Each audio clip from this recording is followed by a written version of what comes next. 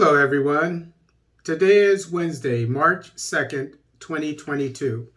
China puts aggressive terms on Entebe Airport loan, researchers. This article is taken from the French newspaper AFP. And for those who aren't familiar with East Africa or the Ugandan government, Entebe International Airport is the only international airport in Uganda. And it's where it was the site of a scandal, I guess you could say, because it was revealed by independent sources that the Chinese, that when they expanded it, it's an old airport, but the Chinese, they're still working on it. It'll say it in this article.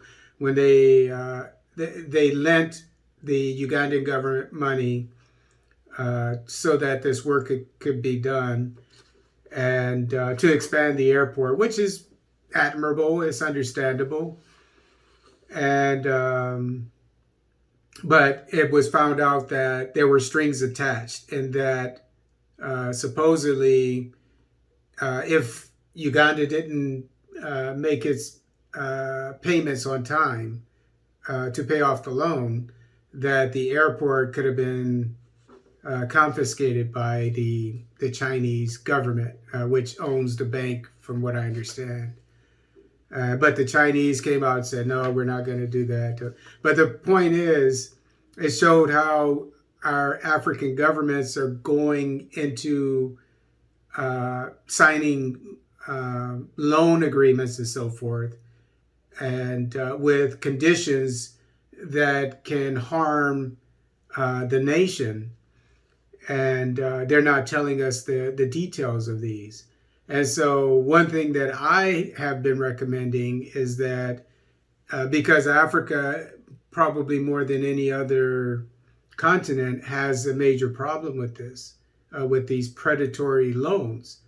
And so I've said that it should be in the laws of every sub-Saharan African nation, the details of every major maybe you could have a monetary amount, maybe $1 million, 10 million, 100 million, I don't know.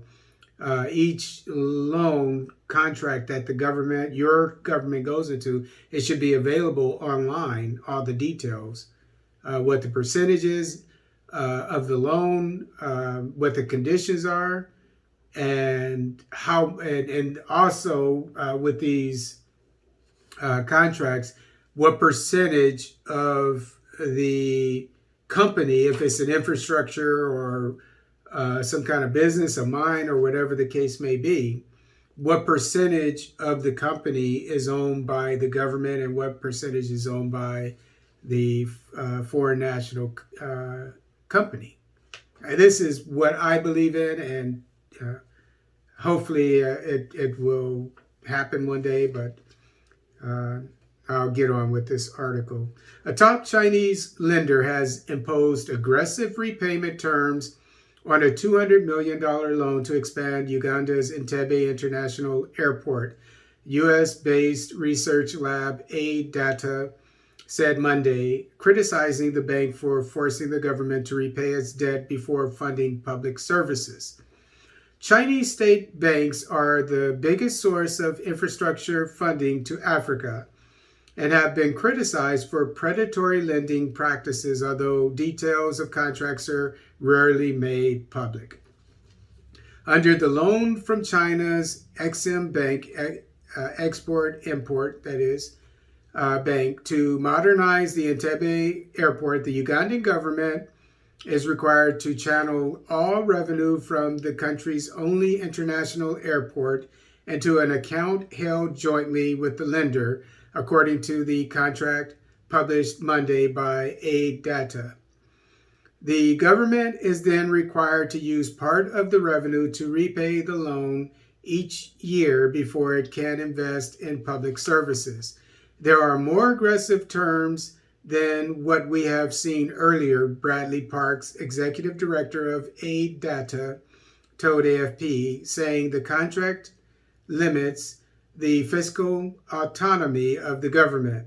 State-owned China Communications Construction Company began repairing runways and building new airport hangars in Entebe in 2016, and the work is expected to be completed this year.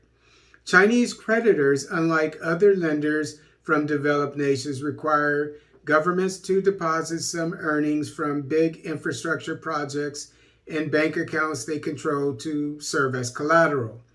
But the contract for the Ugandan airport goes further. The lender is asking not just for revenues from the new projects they are funding, but also from the underlying asset or the airport that already exists, Park said. The airport, built in 1951, was generating about $68 million in annual revenue prior to the expansion project, and the money was used to fund public services according to Parks, citing data from the government.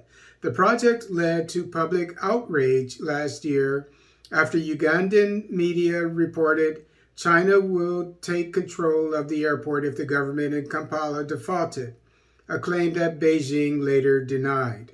China Exim Bank did not respond to a request for comment. U.S. Treasury Secretary Janet Yellen this month said China needs to contribute more to global efforts to provide debt relief for poor nations that are struggling to repay after the pandemic battered their economies. And isn't it ironic that, the Chinese, I think it was Xi Jinping, forgive me for butchering his name, Xi Jinping, I think it was he that said the exact same thing about the West. But regardless of that, Uganda has a strong economy, and I'm sure everything will be all right. But I'll reiterate my take on African loans, these predatory loans, especially when it comes to China, but the West as well. I said what I said at the beginning, but the deals that African nations go into should be transparent, suffice it to say, for all citizens, because these loans affect all citizens of their nations.